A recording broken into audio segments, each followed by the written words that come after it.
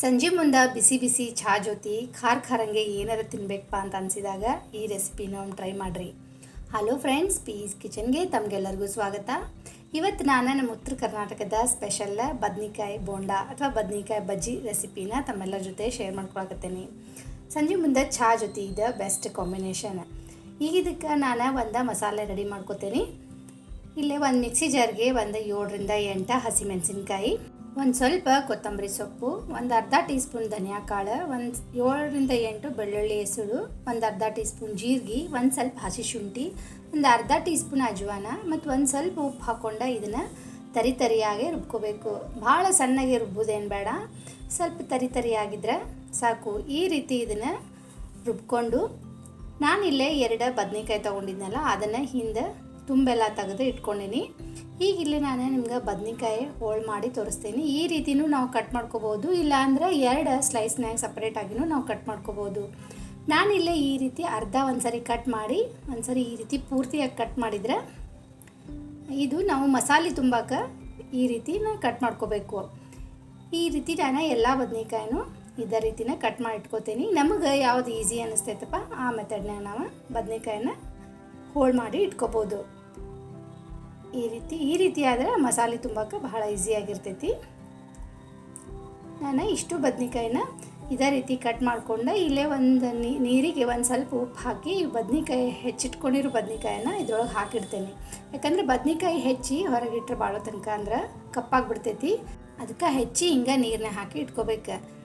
ಈಗ ನಾನು ಹೆಚ್ಚಿರೋ ಬದ್ನಿಕಾಯಿನ ತೊಗೊಂಡು ನಾನೇನು ರೆಡಿ ಮಾಡಿ ಇಟ್ಕೊಂಡಿದ್ನಲ್ಲ ಮಸಾಲನ ಈಗ ಇದ್ರೊಳಗೆ ನಾನು ತುಂಬಿ ತೋರಿಸ್ತೇನೆ ನಿಮ್ಗೆ. ನಮ್ಗೆ ಖಾರ ಜಾಸ್ತಿ ಬೇಕಂದ್ರೆ ನಾವು ಜಾಸ್ತಿನೂ ಹಾಕೋಬೋದು, ಖಾರ ನಮ್ಗೆ ಕಡಿಮೆ ಇರಲಪ್ಪ ಅಂತಂದ್ರೆ ಈ ಮಸಾಲೆನ ಸ್ವಲ್ಪನ ತುಂಬ್ಕೋಬೋದು. ಈ ರೀತಿ ತುಂಬಿ ಇದನ್ನ ಎಲ್ಲ ಕಡೆ ಕರೆಕ್ಟಾಗಿ ಈ ರೀತಿ ಸ್ಪ್ರೆಡ್ ಮಾಡಿ ಈ ರೀತಿ ತುಂಬ್ಕೋಬೋದು. ನಮ್ಗೆ ಖಾರ ಜಾಸ್ತಿ ಬೇಕಂದ್ರೆ ಈ ಮಸಾಲೆನ ಜಾಸ್ತಿ ಹಾಕಬೇಕು, ಕಡಿಮೆ ಬೇಕಪ್ಪ ಅಂದರೆ ಸ್ವಲ್ಪ ಕಡಿಮೆನ ಹಾಕೋಬೋದು. ಇದೇ ರೀತಿ ನಾನು ಎಲ್ಲ ಬದ್ನಿಕಾಯಿಗೂ ಮಸಾಲೆನ ತುಂಬಿ ಇಟ್ಕೊಂಡೇನಿ. ಈಗ ಬೋಂಡ ಮಾಡೋಕ್ಕೆ 1 ಕಪ್ ಅಷ್ಟೇ ಕಡಲೆ ಹಿಟ್ಟು ತೊಗೊಂಡೇನಿ. ಅದಕ್ಕೆ ಅರ್ಧ ಟೀ ಸ್ಪೂನಷ್ಟು ಅಜ್ವಾನನ ಈ ರೀತಿ ಕೈಯಿಂದ ತಿಕ್ಕಿ ಹಾಕ್ಕೊಂಡು, ರುಚಿಗೆ ತಕ್ಕಷ್ಟು ಉಪ್ಪು, ಒಂದು ಅರ್ಧ ಟೀ ಸ್ಪೂನಷ್ಟು ಜೀರಿಗೆ ಮತ್ತು 1 ಟೀ ಸ್ಪೂನಷ್ಟು ಕಾದಿರೋ ಎಣ್ಣೆನ ಹಾಕ್ಕೊಂಡು 1 ಚಿಟಿಕೆಯಷ್ಟು ಸೋಡಾ ಹಾಕಿ ಇದನ್ನ ಈ ರೀತಿ ಚಲೋತ್ತಂಗೆ ಮಿಕ್ಸ್ ಮಾಡ್ಕೋಬೇಕು. ಈ ರೀತಿ ಮಿಕ್ಸ್ ಮಾಡ್ಕೊಂಡ್ಮೇಲೆ ಸ್ವಲ್ಪನ ನೀರು ಹಾಕ್ಕೊಂಡು ನಾವು ಬೋಂಡ ಹಿಟ್ಟಿನ ಹದಕ್ಕೆ ಇದನ್ನ ಕಲಿಸ್ಕೋಬೇಕು. ನೀರು ಒಂದೇ ಸರಿ ಜಾಸ್ತಿ ಹಾಕೋಬಾರ್ದು, ಸ್ವಲ್ಪ ಹಾಕ್ಕೊಂಡು ಬದನೆಕಾಯಿ ನಾವು ಈ ಹಿಟ್ಟಿನೊಳಗೆ ಎದ್ದು ಬಿಡುವಷ್ಟು ಹದಕ್ಕೆ ಈ ಹಿಟ್ಟನ್ನು ನಾವು ರೆಡಿ ಮಾಡ್ಕೋಬೇಕು. ಈಗ ಇದನ್ನು ನಾನು ಕೈಲಿಂದನ 1-2 ನಿಮಿಷ ಒಂದೇ ಡೈರೆಕ್ಷನ್ನಾಗನ ಹಿಟ್ಟನ್ನು ಈ ರೀತಿ ಕಲಿಸ್ಬೇಕು. ಇಲ್ಲಿ ತೋರಿಸ್ತೇನೆ ನಿಮಗೆ. ಯಾಕಂದರೆ ಆ ರೀತಿ ಮಾಡೋದ್ರಿಂದ ಬೋಂಡ ಹಿಟ್ಟು ಭಾಳ ಹಗುರಾಗ್ತೈತಿ ಮತ್ತು ಬೋಂಡ ಭಾಳ ಕ್ರಿಸ್ಪಿ ಆಗ್ತೈತಿ. ನಾವು ಯಾವುದೇ ಬೋಂಡ ಅಥವಾ ಬಜ್ಜಿ ಹಿಟ್ಟನ್ನು ಈ ರೀತಿ ಒಂದೇ ಡೈರೆಕ್ಷನ್ನಾಗ 1-2 ನಿಮಿಷ ಈ ರೀತಿ ಮಿಕ್ಸ್ ಮಾಡಬೇಕು. 1-2 ನಿಮಿಷ ಈ ರೀತಿ ಮಿಕ್ಸ್ ಮಾಡ್ಕೊಂಡ್ಮೇಲೆ ಇದು ಹಿಟ್ಟಿಗೆ ಕರೆಕ್ಟಾಗೈತಿ. ಈಗ ನಾನು ಮಸಾಲೆ ತುಂಬಿಟ್ಕೊಂಡಿರೋ ಬದನೆಕಾಯಿನ ಇದರೊಳಗೆ ಈ ರೀತಿ ಎದ್ದು ಇಲ್ಲಿ ನಾನು ಒಂದು ಕಡೆ ಎಣ್ಣೆ ಕಾಯಕ್ಕಿಟ್ಟಿದ್ದೆ.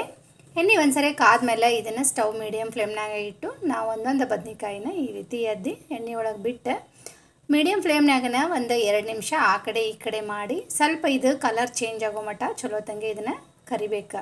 ಮಳೆಗಾಲ ಇರಲಿ ಚಳಿಗಾಲ ಇರಲಿ ಯಾವುದೇ ಸೀಸನ್ನಾಗಾದರೂ ಬದ್ನಿಕಾಯಿ ಬೋಂಡ ತಿನ್ನಕ್ಕೆ ಮಾತ್ರ ಭಾಳ ರುಚಿಯಾಗಿರ್ತೈತಿ.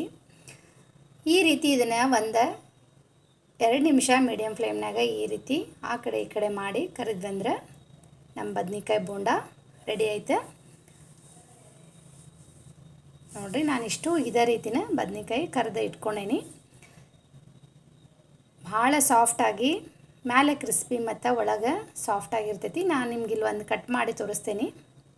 ತಿನ್ನಕ್ಕಂತೂ ಭಾಳ ರುಚಿಯಾಗಿರ್ತೈತಿ.